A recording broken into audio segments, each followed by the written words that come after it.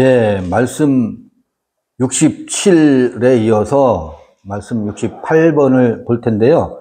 말씀 67번을 조금만 더 말씀을 드리면, 보세요.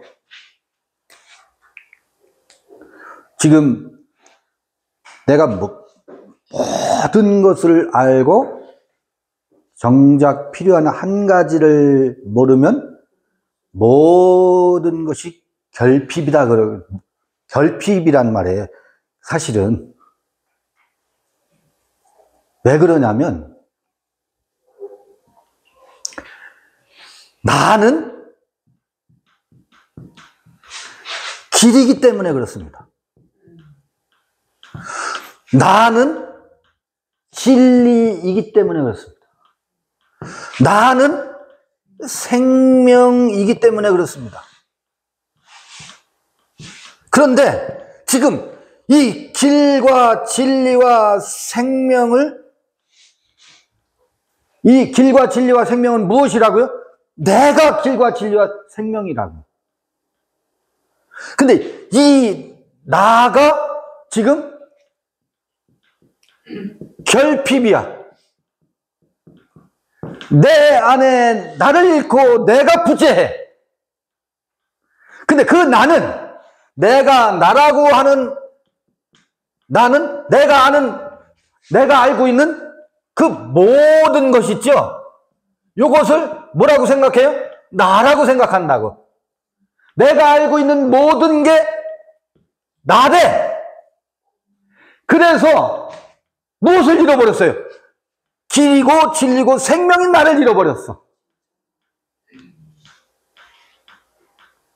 그래서 이제 뭐 어떤 번역은 트루 셀프 이렇게 번역해 놓고 도 있어요. 트루 셀프를 모르면 그렇게 번역 되어 있는 것도 있어요. 자, 보세요. 내가 알고 있는 모든 게 나예요? 우린 그렇게 착각한다고. 내가 알고 있는 모든 게 나라고 생각한다고. 내가 알고 있는 모든 거는 뭐예요? 그게 공이에요, 사실은. 내가 알고 있는 모든 게 내가 아니라고. 내가 알고 있는 모든 거는 누가 제공해 준 거예요? 타자가 제공해 준 거예요.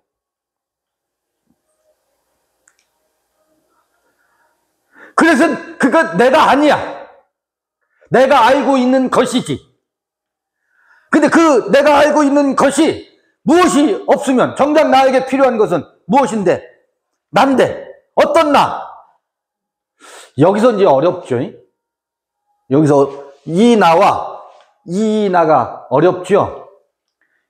이게 타자 자아예요. 타자 자아. 근데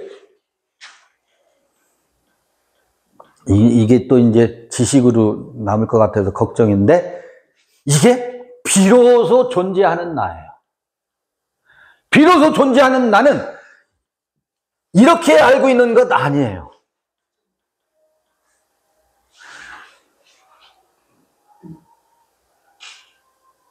여러분 봐보세요. 지성소에는 사실은 지극히 거룩한 곳이라고 하거든. 지극히 거룩한 곳이라고 하는 것을 그 불교 용어로 말하면 진여예요. 진여. 진여, 여기에다가 심을 붙이면 진여심이 돼요. 진여의 마음이죠. 요게 어디예요? 지극히 거룩한 곳. 성소식으로 말하면 지극히 거룩한 곳이 뭐예요? 지성소예요. 지성소는 어디에 있어요? 우리 마음이 어디? 지극한 곳에 있어요. 지극정성 그러잖아요. 우리 옛말에도. 지극한 곳에 우리 마음이 있는데 그게 보여요? 안 보여요? 그건 말로 할 수 없는 세계예요. 말을 떠난 세계예요. 근데 부득불 말해보자면 말할 수 없는 세계를 부득불 말해보자면 이게 지성소라는 말이고, 그것을 묘사해 보려니 사람들은 아까 말한 그 일상성 있잖아요. 일상에 빠져서 무엇을 잃어버렸다고? 내 마음의 지극한 곳을 잃어버렸어요. 근데 그 지극한 곳을 또 다시 말해보자면 무엇으로 말해볼 수 있느냐면 이건 성서의 상징 비유법인데, 아론의 쌍난 지팡이가 거기 있고, 지팡이가 있고, 감추인 만나가 있고, 또 뭐가 있다고요? 증거판이 있다 그래요. 우리가 알고 있는 이 모든 것 있잖아요. 이 모든 것에 그것이 쓰나미처럼 이걸 덮어가지고 이 세계가 드러나질 않아요. 쌍난 지팡이라고 하는 것은 이 죽은 막대기에서 싹이 난다라고 하면 죽었던 것이 다시 살아나는 것을 의미하거든. 다시 살아난다라는 얘기는 생명이라는 얘기예요. 생명이라는 얘기예요. 그리고 감추인 만나라는 말은, 이 만나라는 말은 만이란 말이거든. 요거를 헬라어로 번역을 했을 때 만나거든. 이 만나는 뭐예요? 이게 뭐지? 이게 뭐지? 가시와 같은 이게 뭐지? 이렇게 보니까 이게 뭐야? 그런데 그걸 먹으면 아주 꿀처럼 달다 그랬어요. 그러니까 이렇게 이미 알고 있는 이 모든 것이 아니에요. 이 모든 것은, 내가 알고 있는 그 모든 것은 이걸 잃어버리게 한다고. 오히려 이게 뭐지? 내 안에서 끊임없이 이 생명은 꿈틀거리거든. 죽었던 것 같은데 죽은 게 아니고 막대기에서 싹이 난다라는 얘기는 이 지극한 곳이 뭐라고 했어요? 텅 비어있는 아무것도 아닌 것 같은 그곳에 생명의 움틈과 그리고 끊임없이 뭐가 있다고요? 감추어져 있는 비밀스러운 그 만나 질문, 이게 뭐지의 질문이 있고, 그렇구나. 이게 뭐지? 그렇구나. 이게 뭐지? 그렇구나는 이 모든 것 이미 알고 있는 것을 되짚는 게 아니에요. 이거는 시집가고 장가가는 일상성 그 애매한 곳에 빠져있는 사람들 이것을 묻고 답하는 게 아니고, 그래, 혼수는 많이 해온데, 신랑은 뭐 한대? 시집 잘 가네. 장가 잘 가네. 이것은 질문도 아니고, 그건 일상성에 있는 애매한 주고받는 잡담이라고. 그 잡담이 아니고, 이 지극한 고요의 마음 가운데서 이걸 골방이라고도 하고, 삼매라고도 해요. 자기 자신 안에 몰입해 있는 상태예요. 그 몰입의 상태에서 그래, 근데 그게 뭐지? 도마복음 67번에서 아무개가 앞에서 열심히 뭐라고 하던데, 그런데 그건 그 사람 얘기고, 오늘 모임 시간에 가서 어쩌고저쩌고 그런데 그건 그 사람 얘기고, 근데 그게 뭐지? 내 안에서의 깊은 질문과 물음 속에 그렇구나 하는 뭐가 꿀송이보다 더 단 만나를 누가 먹어요? 내가 섭취한다고. 그게 뭐예요? 그게 내가 가야 하는 나의 길이라고. 그게 나는 뭐다? 생명이로구나. 그때 그렇지. 감추었던 것이 그렇지가 뭐예요? 그게 드러나는 것을 진리라고 한다고. 드러나는 것을 감췄던 것이 그렇구나. 그때 이 내가 뭐라는 거예요? 길이고 진리고 생명인 이 나를 잃어버리면 이 모든 것은 이 결핍 때문에, 이 모든 것은 알고 있다고 하는 것은 지극한 결핍이다. 이것을 잃어버리면 이것이 결핍이다. 근데 이것을 찾으면 이것은 결핍이 아니라 뭐예요? 충만이라는 거예요. 여기 그런 표현은 없지만. 이렇게 해서 이제 68번으로 넘어오면 예수가 말했다. 너희가 미움을 받고 박해를 받을 때, 그리고 너희가 박해를 받는 거기에서 아무런 장소를 찾지 못할 때 행복하다. 이렇게 번역했으니까 이것도 또 어려워. 도마복음 참 어려워. 또 68번 다른 번역본 볼게. 예수는 말씀하였다. 너희가 미움과 핍박을 받으면 복이 있나니 너희는 그들이 발견하지 못하고 핍박을 받지 않을 자리를 찾으리라. 그렇게 돼 있어요. 봐요. 모든 것을 안다라고 하는 것도 내 안에 있어. 그 다음에 소작인도 나야. 근데 소작인의 입장에서 보면 아들을 죽였어. 포도밭 주인의 아들을 죽였다고 소작인의 입장에서 보면. 근데 내 안에 소작인도 있고 내 안에 뭐가 있어요? 아들이 있어요. 소작인은 늘 누구를 죽여요? 아들과 종을 죽여요. 종은 뭐라고? 종은 너에게 아들이 있으리라를 예언하는 게 종이거든. 천사는 끊임없이 너에게 누가 있으리라? 아들이 있으리라. 아브라함에게 아들이 있으리라. 이게 예언이거든. 그런데 소작이는 누구를 죽여요? 아들을 죽여. 근데 아들의 입장에서 보자고. 아들의 입장에서. 지금 68번은 이쪽에서 본다고. 여기서 볼 때는 아들을 죽였는지 죽었는지도 몰라요.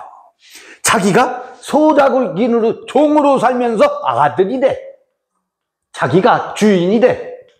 자기 인생의 주인이 돼. 자기가 소작인인 줄 몰라요. 그러면서 소작료를 내느라고 낑낑낑낑 대지. 때가 되면 아이고 11조 바쳐야지. 그래 주님께 잘해야지. 우리 주님이 어떻게 보실까. 전전긍긍하면서 살아. 신에게 그 하나님께 숨 막히듯 하나님이 어떻게 보실까. 하나님은 다 보고 계신데, 다 아시는데 어쩔 거나 내 마음속에 이 음흉한 마음을 품은 것을 저 사람 몰라도 누구는 알아요? 하나님은 알아. 아이고 잘못했시오. 회개한다고 또 난리 구슬하네. 그건 회개가 아니야. 지금 생각하니까 그건 지랄하는 거지.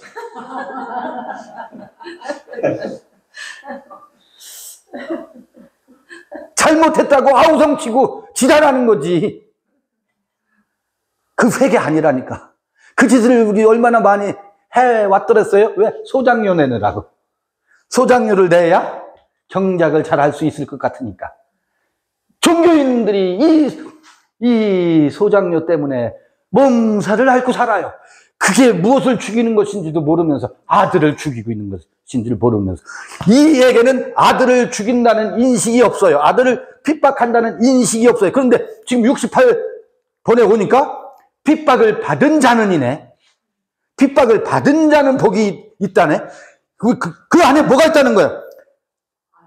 아들의 인식이 찾아왔다는 얘기예요. 이쪽에서 보니까 이 잔치와 이 잔치가 서로 양립할 수가 없어. 근데 아들은 무엇을 지금 누려요? 이 공놀이 잔치에 그래. 이 애매한 잡담과 모호한 이것에 서양에 나오는 어떤 현인의 말을 제가 인용하는 거예요. 하이데거라는 사람이 그 표현을 했거든. 우선 대개 애매함과 모호함과 잡담에 뭐하냐면 빠져있대. 빠져있는 이들을, 이거 다음에 나오는 책을 여러분들이 이게 무슨 말이에요? 이해하기 돕기 위해서 그런 사람들을 세인이라고 그래요. 세인. 그런 사람은 그냥 세상 사람. 이걸 독일어로는 다스만이라고 그래요. 다스만. 그냥 세인. 뭐 일상에 빠져 사는 사람들. 무엇을 잃어버렸다라는 거예요? 존재의 나를 잃어버리고 사는 사람들이라는 거예요. 이런 표현을 책에 쓰니까 이거 뭔 소리야? 용어 설명하는 거예요. 이렇다고. 근데 이쪽에서 보면 이 세인은 무엇을 핍박하고 있어요? 존재의 나를 핍박하고 있고 아들을 핍박하고 있거든. 근데 핍박이라고 하는 인식이 있다고 하는 것은 내가 뭐라는 거예요? 아들에 대한 인식이 있고, 지극한 곳에 머무는, 지극한 곳에 있는 존재의 나, 아론의 쌍난 지팡이와 만나와 그 만나를 먹고 나면 그 지극한 지성소의 세계는 말로 다 할 수 없는 세계인데, 부득불 말로 하게 되는 것이 증거판이라. 그게 로고스라고, 말이라고. 그런데 말로 할 수 없는 말할 수 없는 것을 말로 증거하는 것이, 증거를 통해서, 그 로고스를 통해서 드러나는 것이 사람들의 빛이고 사람들의 생명이라고. 그거는 이 모든 게 아니야. 알고 있는 모든 게 아니라고. 그런데 그 사람들이 빛이고 생명인 그러니까 증거판은 생명의 작동과 감추인 만나, 이게 뭐지 하면서 그렇구나를 통해서 얻은 증거거든요. 그거를 말하기가 이루어진다고. 그게 로고스예요. 근데 이 로고스는 이들에게 환영받지를 못해요. 왜 환영받지를 못하느냐 하면 이들은 시집가고 장가가야 되니까. 그것이 그들이 관심사고 그들이 잔치이기 때문에 그 잔치에게는 환영받지 못한다는 얘기는 배척당하는 거거든. 그것은 죽임을 당하고 핍박을 받는다고요. 이쪽의 입장에서 보면, 아들의 입장에서 보면, 이 길과 진리와 생명과 로고스, 지팡이와 만나와 증거의 세계가, 지극한 마음의 세계가, 진여의 세계가, 여러분, 이 진여심 할 때 이 마음이거든. 이 진여의 세계는 기독교식으로 말하면 지성소요. 그 지성소를 또 말에 의해서 진여 그러거든. 말의 의지에서 한번 말해 본다면 지팡이와 만나와 증거판인데, 사실은 진여, 그 진여의 세계는 말을 떠난 세계거든. 말을 떠나서 말로 할 수 없는 세계를 부득불 진여 말씀을 빌어서 말해 보자면 이렇게 상징과 비유로밖에 말할 수가 없어요. 이렇게 말해 보는데, 기독교는, 성서는 이 부득불 말해보는 그 말이 빛이고 그리고 생명이라고 말하고 있어요. 근데 그건 영원히 이들과 늘 뭐하고 있어요? 대립한다고. 핍박을 받게 되어 있다고. 근데 그것이 핍박을 받은 자는 뭐라고 해요, 여기? 핍박을 받으면 마카리오의 복이 있나니, 산상수훈에 나오는 그 산상수훈, 마태복음 5장에 나오는 복이 있나니 그 얘기라. 너희는 그들이 발견하지 못하고 핍박을 받지 않을 자리를 찾으리라, 그렇게 돼 있어요.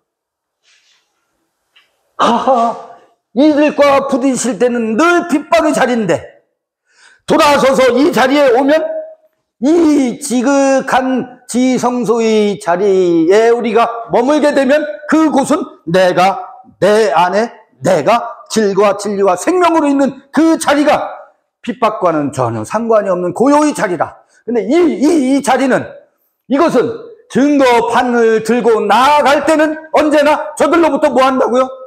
핍박을 받을 수밖에 없는 구조가 그렇게 돼 있다.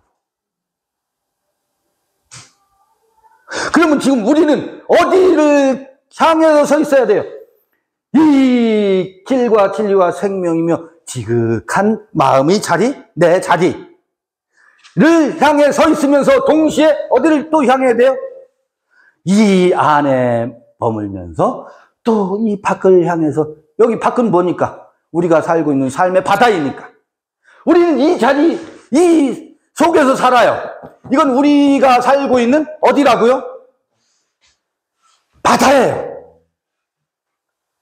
우리가 살고 있는 삶의 바다야. 여러분, 바다 안에 있는 물고기는 바닷물 속에 있지만 그 소금에 절여지지가 않아요. 살아있기 때문에. 살아있기 때문에. 바닷속에 살면서도 바다 안에 살지만 바다와 어떻다고요? 바다에서 호흡하고 바다에서 먹이 활동을 하고 바다에서 그의 생명작용이 이루어지지만 그 바닷물에 의해서 그 소금물에 절여지지가 않는다고. 생명이 있기 때문에 이 속에서 살 수밖에 없지만 이것에 의해서 핍박을 받을지라도 어떻다고요? 그것에 의해서 죽임을 당하지 않습니다. 근데 죽임을 당하면 소금으로 절여야 상하지 않아요. 생선의 원리가 그렇잖아요. 우리는 부득불 이 바다 속에서 살아요. 바다 속에서 살면서 그 바다 밖에서 사는 거예요. 바다 안에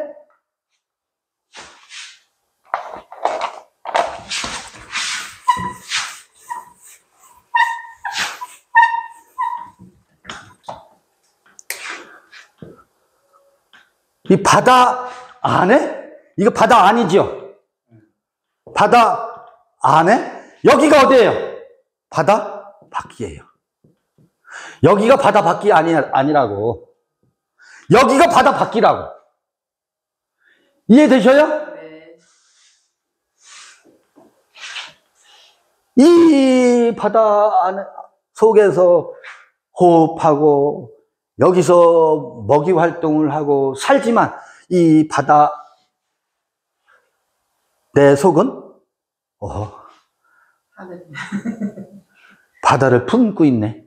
바다 안에 잠겨 있으면서 바다 밖에서 바다를 품고 있는. 그래서 요게 소우주고 요게 대우주예요. 거꾸로. 왜? 의식의 세계는 육체는 이 바다 속에 있지만 바다의 공간에 갇혀 있지만 그 의식은 어디를 나니까 하늘을 날고 있기 때문에 대우주라고. 이쪽에서 아들의 관점에서 봤을 때 핍박을 받은 자는 복이 있나니. 누가 핍박해요? 경작자가. 누가 누구를 핍박해요? 내가 나를. 겉사람이 속사람을 핍박한다고. 그런데 속사람이 핍박받은 속사람이 살아나면 그 속사람의 관점에서는 복이 있나니. 그게 로마서 7장의 갈등과 로마서 8장의 환희의 송가 아니겠어요?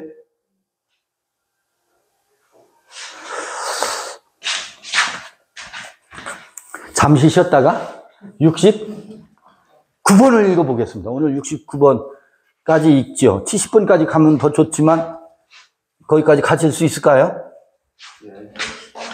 뭐 질문?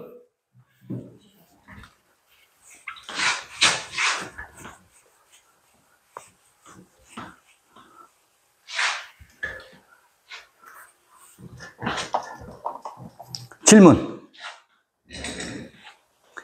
이따 다 끝나고 하실 거죠? 네, 그렇죠. 잠시 쉬겠습니다. 쉬었다가 하겠습니다.